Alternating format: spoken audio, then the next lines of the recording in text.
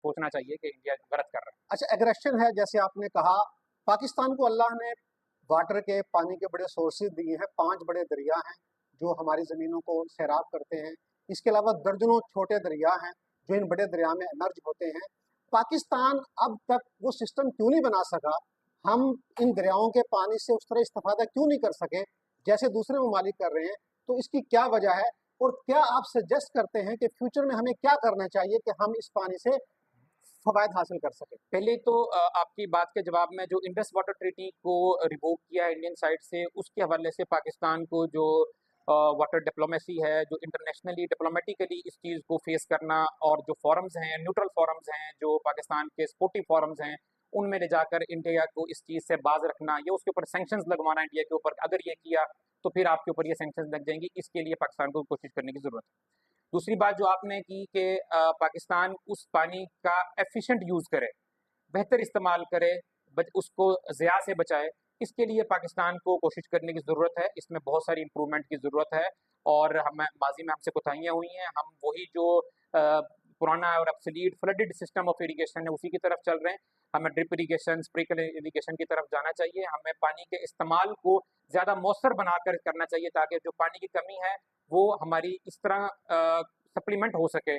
Otherwise तो पानी तो वो रोक रहा है, लेकिन जितना हमारे पास अपने ज़रूरत का पानी, उसका हम बेहतर इस्तेमाल करके हम बेहतर से बेहतर पैदावार जो है वो ज़रूरी पैदावार उससे हासिल कर सकें। पाकिस्तान की इकोनॉमी एग्रीकल्चरल बेस्ड है, ज़राअत पर हमारा इन्हिसार है हमारी इकोनॉमी का। जिस साल हमारी ज़राअत अच्छी होती है, हमारी इकोनॉमी जो है वो ग्रो करती है, और अगर ज़राअत हमारी लो की तरफ जाती है तो हमारे फिर मसाइल पैदा होते हैं मुआशी तौर पर। और ज़राअत का जो डिपेंड है वो पानी पर है, और पानी का जो सबसे बड़ा सोर्स है वो दरियाओं का पानी है, नहरें हैं।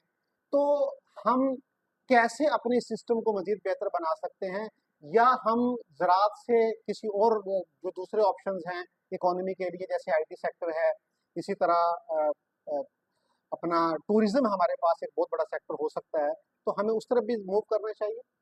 जी हाँ, मैं गुजारिश करूँ कि पानी के हवाले से, ज़राअत के हवाले से तो सबसे वंस फॉर ऑल जो सॉल्यूशन है, जो हम सब लोगों के ज़ुबान ज़द-ए-आम होता है, वो तो है कि हमारी रिज़र्वायर कैपेसिटी, हमारे डैम्स की जो कंस्ट्रक्शन है, वो ऑनगोइंग हमारे 3 डैम्स हैं। जैसे मैंने पहले भी गुज़ारिश की थी कि वो गेम चेंजर्स हैं, दयामिर बादशाह, दासू एंड मोहम्मद डैम।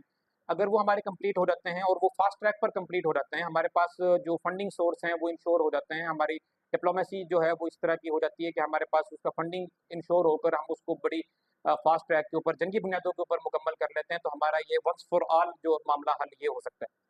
दूसरा जो है वो, जो आपने कहा कि वो हमारी इकोनॉमी शिफ्ट है, तो इकोनॉमी शिफ्ट की अशतरीन ज़रूरत है। हम एग्रेरियन बेस्ड इकोनॉमी है, अगर हम इसको आईटी के ऊपर शिफ्ट करें, इंडस्ट्रियल प्रोडक्शन के ऊपर शिफ्ट करें, टूरिज्म के ऊपर शिफ्ट करें, तो ये अब ये नेशनल लेवल के ऊपर लेने वाला डिसीजन है, और ये हमारी ये जो मौका है, ये हमारे लिए एक आई ओपनिंग है कि अब हम हमें बिल्कुल सीरियस होकर अब हमें कश्तियाँ जलाकर ये सोचना चाहिए कि हमने उस अपने एग्रीकल्चर को भी एफिशिएंट करना है, और साथ के साथ अपनी इकोनॉमी शिफ्ट के ऊपर भी फोकस करना है, ताकि हम इकोनॉमिक पावर बनेंगे। हम एटॉमिक पावर हैं, हम इतनी बड़ी हमारी पास ये कुव्वत है एटॉमिक पावर की, लेकिन जब तक हम इकोनॉमिक पावर नहीं बनेंगे, तो हमारा जो है वर्ल्ड वाइड कोई भी हमारी हैसियत नहीं होगी। अच्छा, इंडिया अगर फ्यूचर में एग्रेशन करता है और पानी के हवाले से हमारे लिए मसाइल क्रिएट करता है, तो आप क्या सजेस्ट करेंगे कि हमें क्या स्टेप्स लेने चाहिए इस हवाले से? मैंने जैसे पहले गुजारिश की है कि इंडिया के पास शॉर्ट टर्म स्टेप्स ये हैं कि वो जो हमारी इंफॉर्मेशन शेयरिंग होती है वो नहीं करेगा।